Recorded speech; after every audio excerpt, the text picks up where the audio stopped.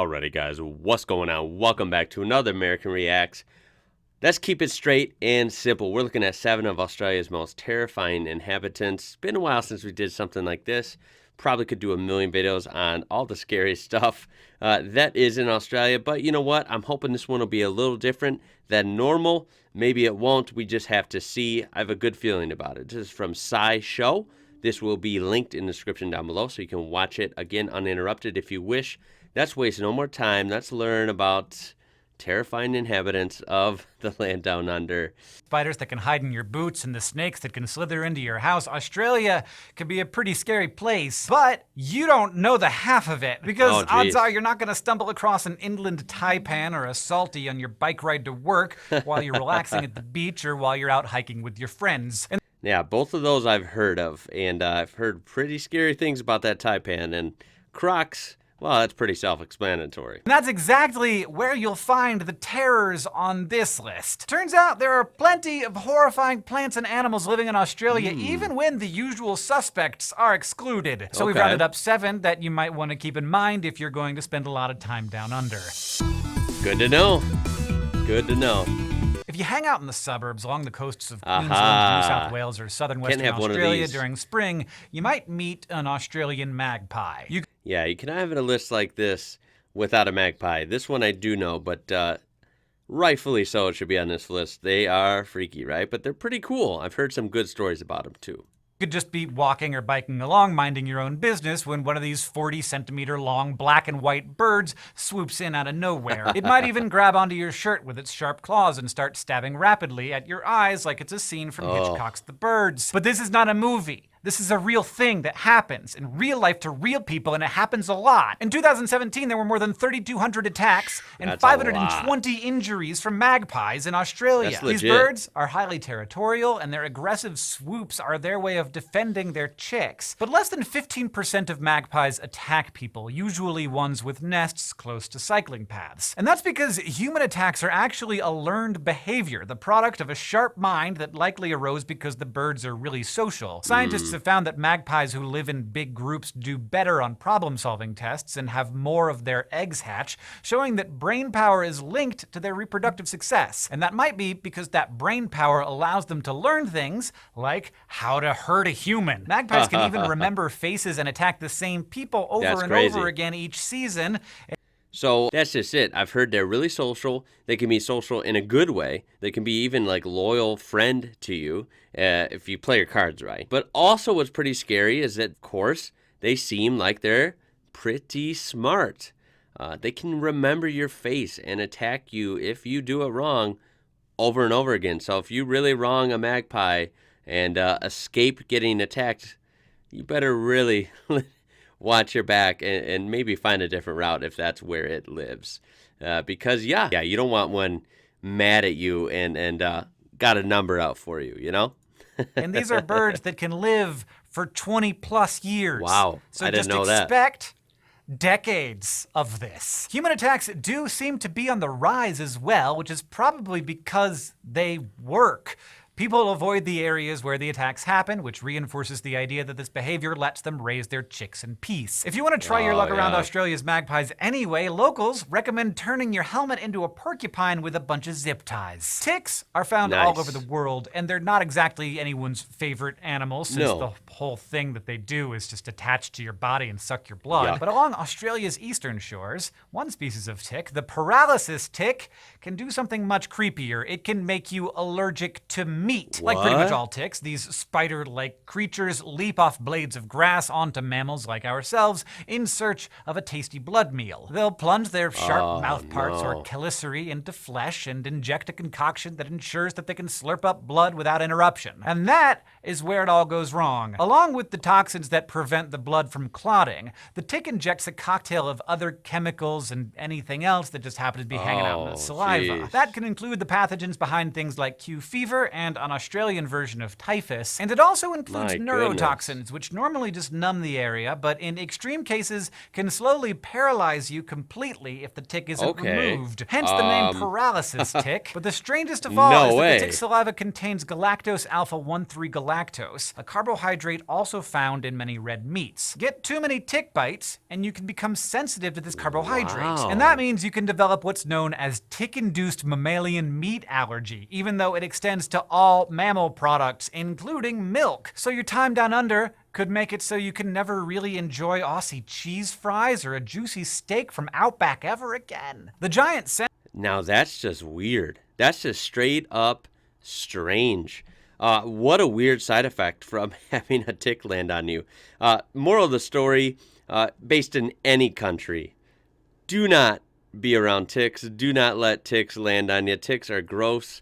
They're really bad here in the U.S., especially the eastern U.S., not so bad around Illinois, at least in my experience. But I mean, they're there. I mean, it's something you always have to watch out for. And that's just pretty bad. If it doesn't paralyze you, which would be the worst, totally ruin your life, it could even just change your diet, right? It could take away some of your favorite foods potentially. So yeah, stay away from the ticks. Paralysis ticks, yuck. That is terrifying. That is terrifying. centipede is so fearsome that it's even known to take on some of Australia's scariest snakes. These 16-centimeter long centipedes are found pretty much everywhere in Australia, but also in parts of the Solomon Islands, New Guinea, Indonesia, Southeast Asia, China, and Japan. Like other centipedes, they've turned their two front legs into menacing hunting tools called forcipules. By the way, I don't know how the closed captioning came on. Has that been on the whole time? If it was, I apologize. Let me turn it off. Kind of random if I just noticed that. Second of all, centipedes, some people probably like them. Some people don't mind them or whatever. I hate them. I just think they're gross. I don't know why I think they're gross. I mean, look at it. It's not exactly beautiful. It's gross. But I think the whole legs thing, there's so many, it I don't know, it icks me out. They're gross. And we do have a lot of centipedes around where I'm from. But luckily, they're not giant. They're usually pretty small, although I've seen a couple bigger ones in my day, and, oh, they're so bad. They creep me out.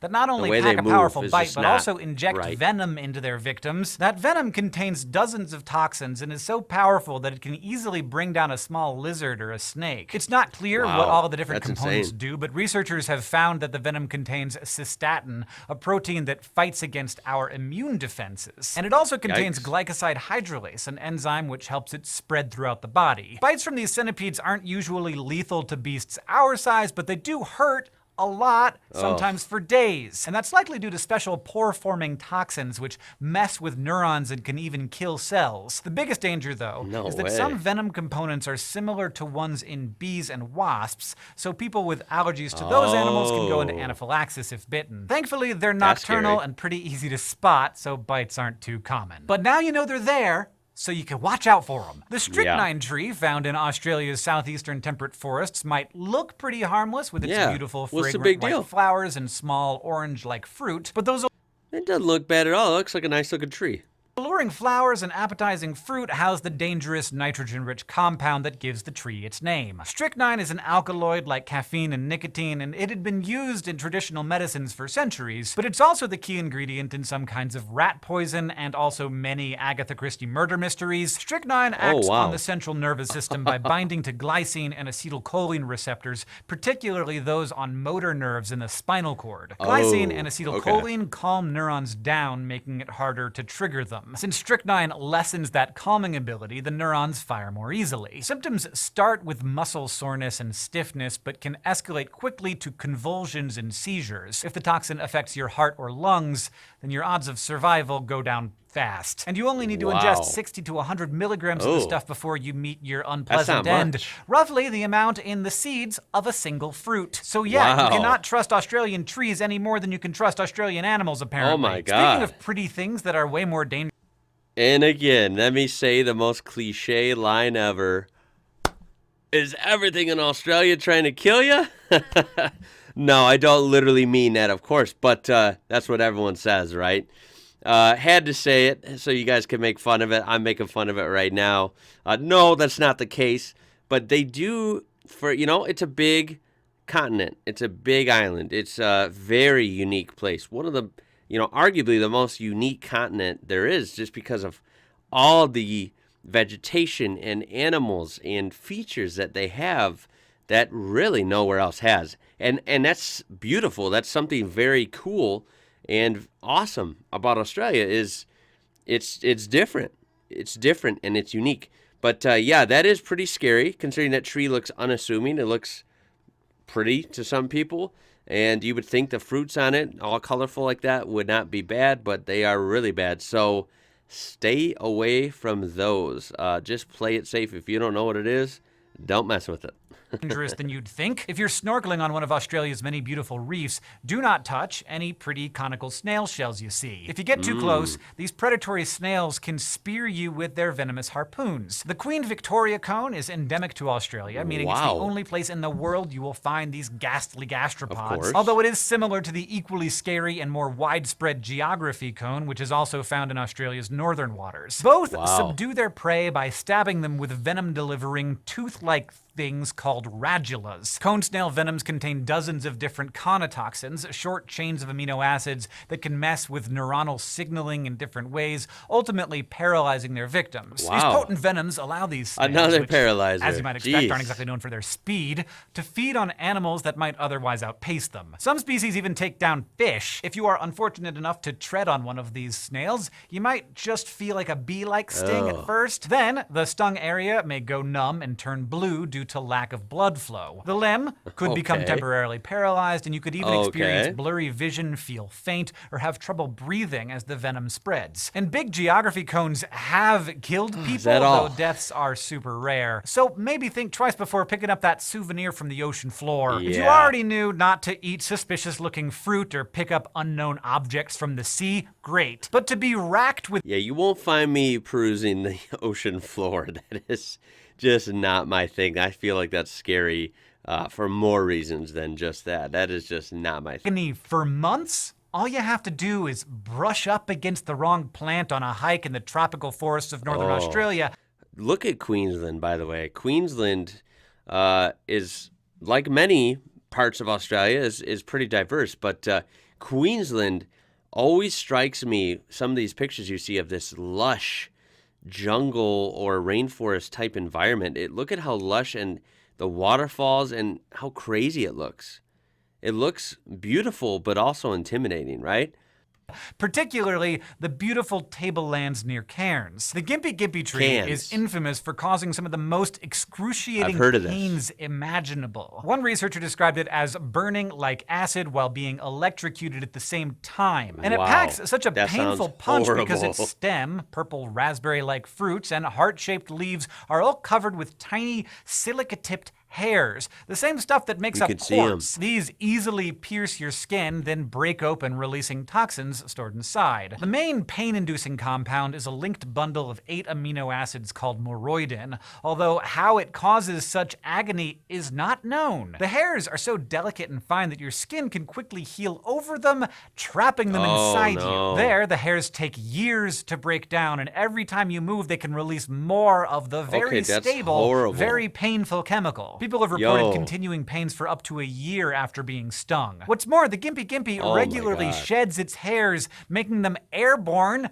where they can drift into your nose and cause nosebleeds. And while compared to other toxins on this list, moroidin isn't that deadly, people have died from Gimpy stings, either from shock or just because the pain became too much to bear. Curiously, some native Australian animals have actually learned to tolerate that toxin and can eat the fruit and leaves without having those silica-tipped spines explode in their mouth and cause excruciating pain. No such luck for us, though. Last on our list is probably the most terrifying creature Australia has. Okay, before we get to the last one, yeah, that Gimpy sounds horrible.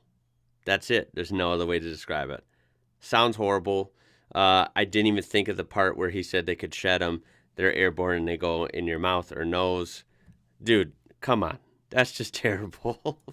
Please, no. I'm counting the snakes and such when I say that. It's tiny, only about 5 millimeters wide, practically invisible. But its stings are so painful that it feels like you're insides are crumbling. The common kingslayer is one of the smallest jellies known to harm people. So far, its range is restricted to northern Queensland, but scientists are concerned that climate change will allow them to move south to Australia's more popular beaches. Its tiny size and colorless body are what make it so dangerous, because it's hard to see even in the daylight, which makes its meter-long tentacles that much more difficult to avoid. Unlike most jellyfish that only have stingers or nematocysts on their tentacles, these jellies have them all over their bodies. And when they touch you, they can fire a thin tubule into your skin that injects the animal's potent venom. Like other jellies, their stings can burn, but they can also cause Irukandji syndrome, where your body releases dangerous levels of catecholamines. These compounds, like epinephrine, ramp up your sympathetic nervous system, causing rapid heart rate, nausea, and an overall impending sense of doom. And that sense isn't necessarily wrong. The jelly was named after Robert King, an American tourist who died from its sting. Luckily, stings are rarely fatal, as doctors are usually able to manage the syndrome's more dangerous symptoms. In fact, before you cross Australia off of your list of desirable holiday destinations, you can take solace in the fact that none of these horrifying things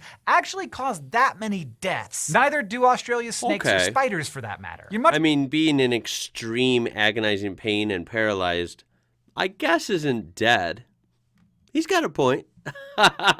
More likely to die from falling off a horse or being kicked by a cow than you are being pecked or bitten or stung by one of the terrors on this list. Will it hurt? Will it be excruciatingly painful? Absolutely. But you'll probably survive. And now you've watched this video, so you know what to look out for, and you'll be even better at avoiding them. Thanks for watching this episode of SciShow. If you liked this list of horrifying living things, you might like our episode on 8 creepy animals that are actually harmless. Alrighty, there you have it. That was a good one.